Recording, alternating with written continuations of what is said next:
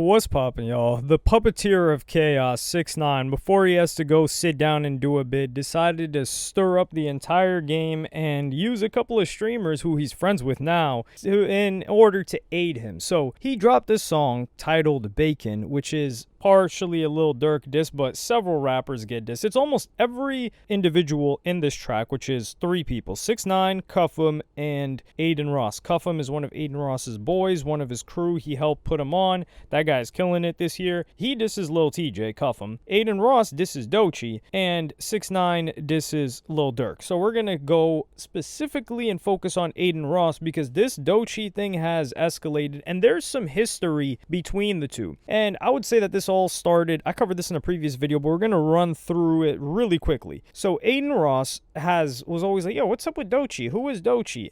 When the anxiety thing was, going everywhere. And people told him, and then he realized that she was with Kendrick Lamar, TDE, and he is heavily, and by he I mean Adin Ross, he's heavily aligned with Drake and OVO. He's on timing with those guys. He doesn't even want to hear Kendrick. So what happens after is a clip is taken a bit out of context with Doechii being really frustrated at one of the people that was working with her, and Adin Ross didn't like this, and he responded in this clip in May of 2025. I'm gonna play it for you guys right now. Yo, I hope everyone. Oh, Doechii rant. Oh, dude, don't get me started on that. Hey, don't get me started on that. Don't get me started on that industry plant. Don't get me started. You guys can say shit you want about me, but one thing about me is I'm not an industry plant.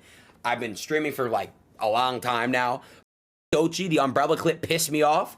What an entitled, unintelligent piece of shit she is, bro.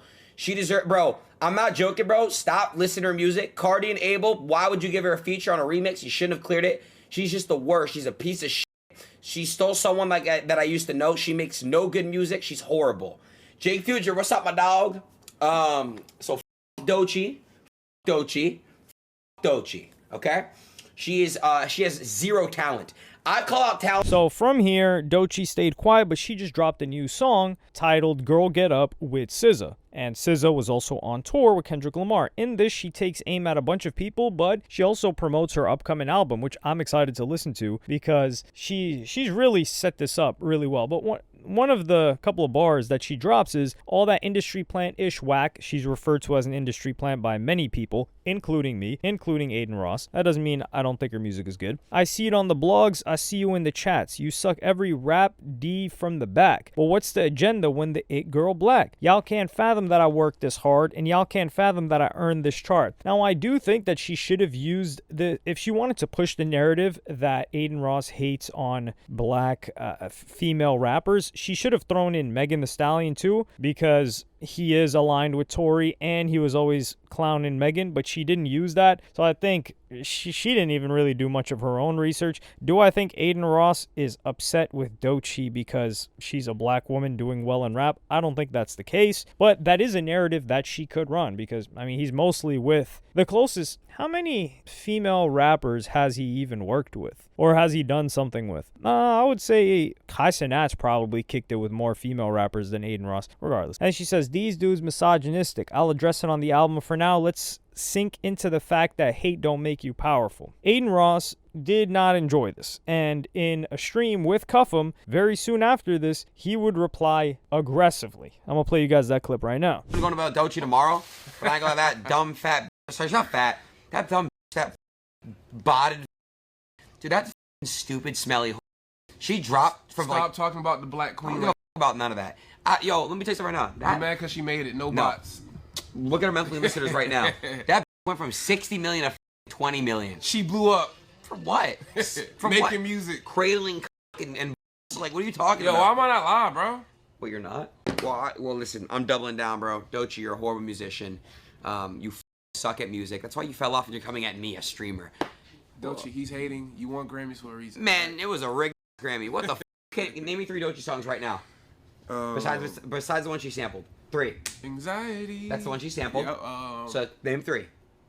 You can't do it. On the block throwing that. You know why? Exactly. That's what you're known for. You're known for throwing. No, that's a lyric, gang. Chill. That's all she's known for, allegedly, in my opinion. This would all lead to them making the song. And in Adin Ross's verse, he has like a couple of different. It's a funny track. The track is hilarious altogether. It's quite entertaining. It's catchy enough, right? Like 6ix9ine, he needs to be dissing. He makes diss music, like hype energy music. There needs to be conflict for 6ix9ine's music to do well. So with Adin Ross's verse, you know, he talks about suing. He does like some of the memes. One of the memes which got an NFL player in trouble, Puka. But in it, he says, Doechii, F Doechii, Dirty B, Budden reviews. Because a lot of people felt that her views in regards to anxiety, especially on YouTube, it was inflated. I don't know. I think everybody's buying their view. Well, I don't think. The majority of people are buying their views. It's kind of like the steroid era. But what happened is a lot of people started to post that the music video with Adin Ross and Cuff'em was at number 6 on YouTube's music charts and has surpassed 2 million views in 18 hours. And it was ahead, charting way higher than the song that Doechii just dropped with SZA, who's one. So they're telling us like these are the 2 biggest artists in the game. SZA just got off of a stadium tour worldwide, co-headlining tour. And this makes sense to me because a track like that, what I believe is going to happen is they're going to spend a ton of money on it. It's not like, oh, there's hype immediately upon dropping. There is enough, but they're going to work it on radio. They're going to work it on playlisting. They're going to spend a ton of marketing dollars behind it because you don't put these 2 together for it to just flop. Especially, this is the beginning of the rollout for Doechii's first album, and she just won a Grammy. Yeah, but it just goes to show you that there is more hype around this, around the Adin Ross 6ix9ine TJ, the Adin Ross 6ix9ine and Cuff'em song, because there's conflict, there's streamers, there's 6ix9ine, who's been one of the most viral acts of the past couple of months, social media wise. So it makes sense that this would do good on YouTube. And then the Needle Drop replies, and he says, yeah, just look at the way Rice Gum and Team 10 were making music a decade ago that was outdoing industry artists at the time, and the successful music careers they went on to have. This is snarky, and it's a false equivalence from all hell. Number one, let's not even talk about Rice Gum, because Rice Gum had, if there was somebody that had zero, and I'm talking zero flow, swag, like zero ability, not even ability, just you put him on a rap song and you're like, wow, this is swagless rap. It was Rice Gum. And I don't dislike Rice Gum at all, but I'm just like, man, this is, he had bars, someone writing his bars that were good bars, and you're like, yo, how do you make these good bars just sound bland? Like, maybe if you were 13, 12 while this was going on, yeah, it hits different. But if you were even 17, 18 when this was happening, you're like, yo, this is whack. It's the exact opposite of a Travis Scott. You're like, yo, how does Travis Scott so fire that he makes nothing sound good? Like, you just listen to the bars, you're like, yo, what is this guy? He just said a bunch of nothing, but it's hard. So that's the exact opposite. But they were not, nobody was saying that these guys were killing the other rappers. Nobody said that. However, you should use Jake Paul and Logan Paul as an example, because they were dropping a ton of music at that time, and they were selling tens of millions of dollars in merchandise. So if we talk about how much money they generated off of music and using music as a promotional vehicle for their vlogs and for their merchandise business, yeah, we could say that they went on to have successful careers and outlasted many of these musicians. Not because of their music, of course, but nobody's looking at Adin Ross and Cuff'em as if they're musical artists. And 6ix9ine has been here since 2017 now, and he's had hits in 2020, and he also is having, I wouldn't say he's had a song in the past couple of years, but I don't get why we're trying to throw that. People are just saying like, yeah, there's more hype on this, and it's funny. But this gets even worse, because an individual from the West Coast by the name of Glasses Malone, he would go in on Adin Ross, and he didn't like how he was coming at Doechii. So I'm gonna play you guys a short clip of that right now. You know, eventually you just a white man talking shit about this. What did I say? Ding, ding, ding, ding, ding, ding, ding. And you're a black man worrying about a white man talking about Doechii for being an industry plant. You won't admit it, you're a simp. You're fat as f***. She's not gonna f*** you, fat. I don't know what to tell you. This falling out podcast of you. Look at these two old heads. Can you guys go take care of your kids? Please, guys, it's actually getting embarrassing. Why are you wearing sunglasses in the house? You're that ugly. Go take care of your children. Go feed them, bro. Holy please. It's just like, at this point, it comes to a point. You guys have children. I know you do. You probably have multiple baby mamas. I'm not stupid. Go take care of your kids. Please. For God's sake. It's just embarrassing, dude. You guys will defend this girl But you won't even defend probably your own baby mama. You probably treat her like Like, we got to make it make sense here, bro. You know what I mean? Like, you're not tough. You're fat. I'm sorry. You're fat. You're fat. And you guys are both ugly as. That's why you both wear glasses. To hide your ugliness. System. Yeah. And I'm not white. I'm taking the card. Check this one time. You ready? I'm not white. I'm Jewish. So you're an anti-Semite and a. That's what it's coming down to. Yo, bro. I'm just keeping it a bean with you, bro. I know you with Act. I know you with Flock and a couple. You cannot be no mother white man talking that shit about that black woman. Doechii industry plan. That's just not allegedly, in my opinion, gonna fly, homie. I don't give what she's saying. I don't give what you think is happening. I don't give if you. Oh, got it. So this could do something to me, right? But so I just have to sit here and take it because I'm the white man, right? I'm the white man. No motherfucker thought wrong, fatso. I'm the Jewish man. You think that dissing you? You're not finna be sitting up there just talking about that black woman. Well, just did again 30 times. On God, bro. And I'm on God, bro. I just did. And if you keep doing it, I'm gonna start pressing all the around you. Cool. Do it. I don't give a I'm not gonna press you because I don't know where you at and I don't know how to get to you. But oh well, if you do come to me and you do try to get at me, I'm gonna have you arrested, sir. I'm gonna actually just have you in handcuffs. So, yeah, I'm not really afraid of you. Yeah, what happened after is Joe Budden co-signs this, and he co-signs harm being done to Adin Ross, which I think is a little bit too much. Like, Adin Ross has never wanted anybody harmed, but I'll play you guys the clip of Joe Budden. I do want to say I'm rooting for Glasses Malone to get all the Crips together to beat up homeboy.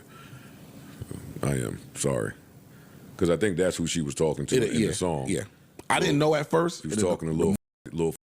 The more I looked into it, she was directly talking to him because he said some wild shit. Said a bunch of bull. Wow. Yeah. Yeah, it's disgusting. Yeah. And then there was some back and forth after she put the song out. And I like Glasses Malone saying what he said, and hopefully he meant it. So, what happens next? Number one, nobody's touching Adin Ross. Adin Ross is, you guys remember that meme of Bill Gates when he looked like he was about to order from a hot dog stand? And people were like, yo, someone could just pull up on him. Yeah, good luck. Try to pull up on Bill Gates. Before you even get close to him, you're riddled with bullets. That's how Adin Ross is moving. But Adin Ross pulled up to New York, New Jersey. You know, Joe Budden spends a lot of time there. And he calls out Joe Budden. I'm going to play you guys that clip right now. I want to throw that ass on me. I'm going to catch that. Also, Joe Budden, you're a you. Let's link up. You know where I'm at. I got police with me, too. He didn't even go to Gravedigger Mountain when Youngboy told him to, so you can't even take him. Hey, like, Joe Budden, I got police with me, and I'm in your city. What's good? What do you want to do? They're going to be scared when you say that. Yo. So when it comes to Adin Ross, Joe Budden has been mistaken a bunch of times. Like, he calls him just like a white boy, and Adin Ross has called him back. He's come back at him. He's like, yo, you know, I'm Jewish. I'm not white. Why don't you come at that? And he's like, you know, you're not going to come at that. And he calls him like racist, like he's like a racist white boy, which that's an argument that people can choose to have. But somebody that's actually friends with Adin Ross decided to call him out on this too. And I'm going to play you guys that clip right now from Zias. No. Adin, you got to stop that, bro. Dirty. What's like? Because I've been seeing it on the internet. Like, what's his beef with Doechii? Why are they going back? Because I seen, didn't Doechii diss him too? I think so. Yeah. I think a minute ago, right? That was like some months ago.